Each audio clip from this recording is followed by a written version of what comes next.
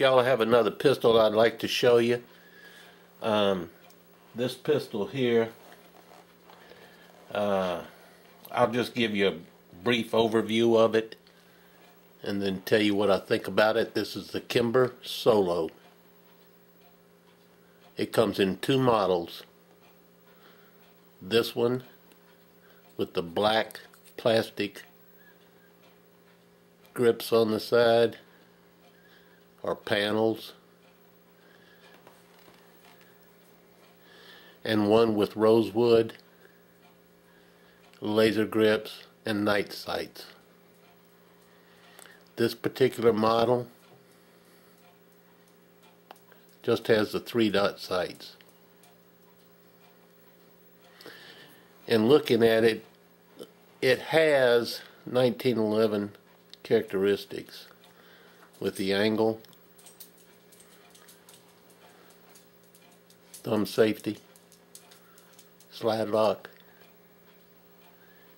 and it disassembles similarly.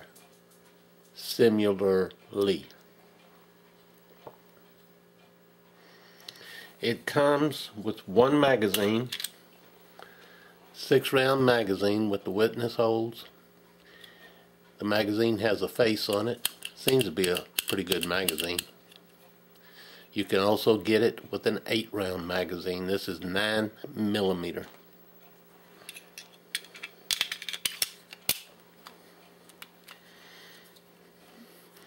It has some fairly bold cocking serrations on the back.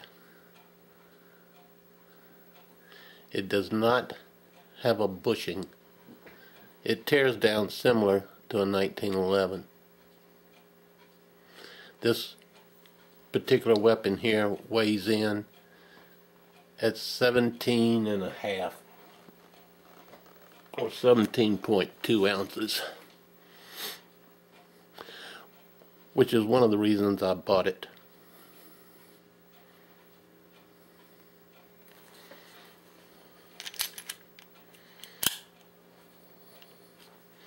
Has a unusual shaped barrel. You notice this little bulbous spot here in the middle that acts as a bushing. It has a captured mainspring with a forward spring also on it. And true to all Kimbers, it is a strong recoil spring. It's strong to me anyway. Now, I don't know how it is where you're at, but around here, you can't just walk in and buy one of these. Damn, that thing's tight. You can't just walk in and buy one of these. You had to put your name on a waiting list, and the waiting list is a mile long, and there's 3 or 4 have come in. I'm such a nice guy, I was able to finagle my way to the front of the list.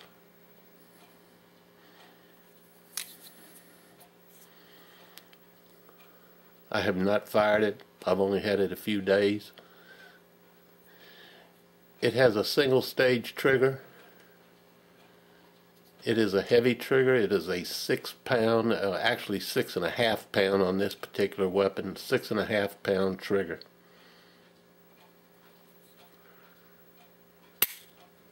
And then it resets. It has ambidextrous thumb safeties. It has ambidextrous magazine release. But I'm going to tell you what, this side over here, this magazine release, you got to damn near stand on it, or on this particular model, this particular gun, to get it to release. I'm hoping some of those parts after shooting will loosen up. The magazine release is pinned with a roll pin, as is the trigger. Now, I bought this with full intentions of carrying it, but once I got it home, I took it down, and be honest with you, I struggled to get it back together again. I'm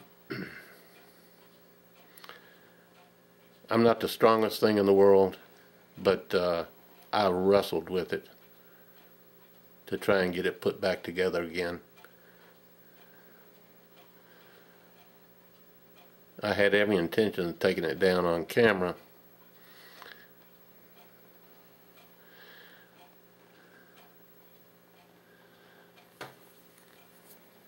It's a nice little weapon, but it is striker fired, and I just don't feel comfortable with striker fired. I've always had 1911 type pistols, and I carry them cocked and locked with one in the tube, and I'm just not comfortable with the striker fire, mainly because I don't know that much about it. Those of you that are will probably love this pistol, and I like it. It'll be a secondary, but I'm not going to carry it because I really don't understand the striker fire setup and how it works.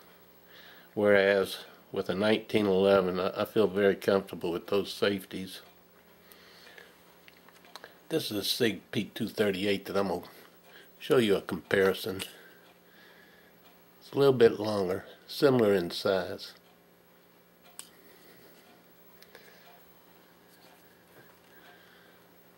Now, I originally bought this because I carry the New Agent, and the New Agent pulls my pants down on the right side, and I walk on the cuff a little bit.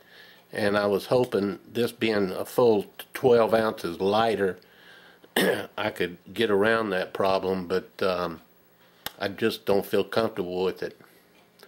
So I won't be carrying it, because if I carry, I'm going to carry cocked and locked.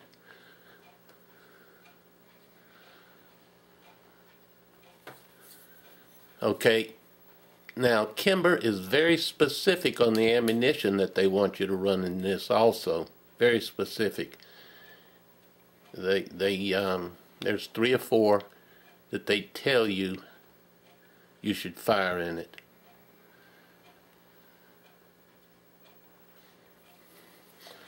It's a nice looking weapon. It has good heft to it. It's 5.5 inches overall. A little over 2.5 inches, 2.67 inches is the length of the barrel.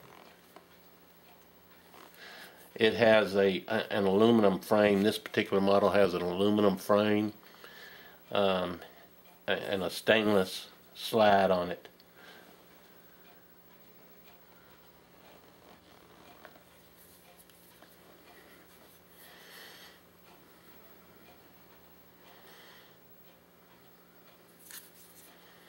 It's very smooth. Everything has been rounded off, so for those of you that don't have a problem with striker fire, it would be an ideal carry gun.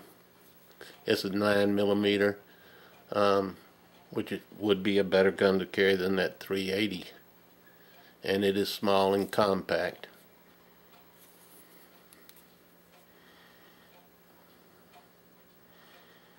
Now, I watched a video on this at the SHOT Show, and the guy at the SHOT Show was very nimble finger. You know, I mean, you just slid it back and popped the slide stop out and showed all the parts, and then when he went to put it back together again, he put them all in there and just slid it back and popped it back.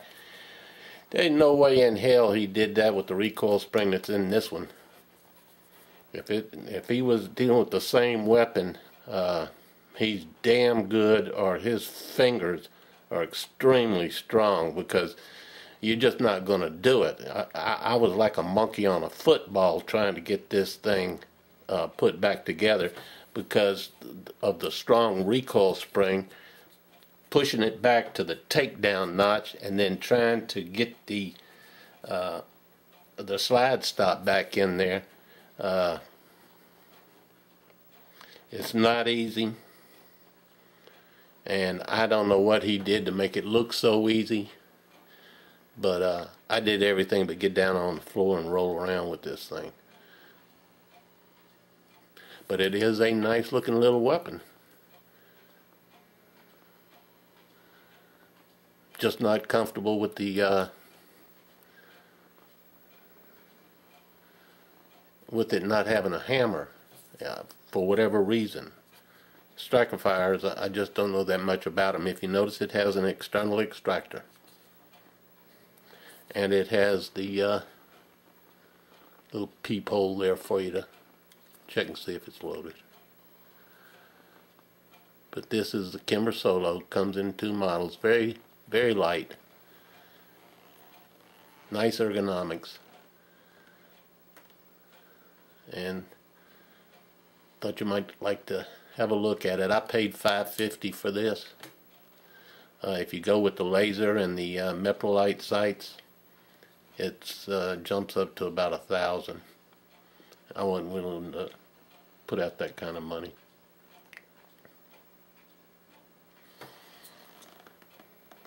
Rare as hen's teeth. Nice, hefty little weapon for its size.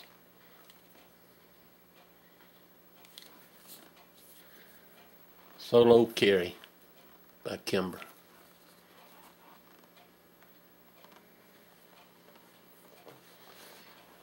And just to give you an advance of what is to come, what is this bad boy?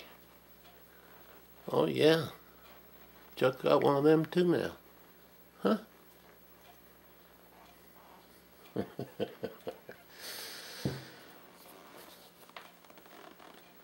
There it is. If you like striker fire, get you one. They're nice. But I just don't feel comfortable with it.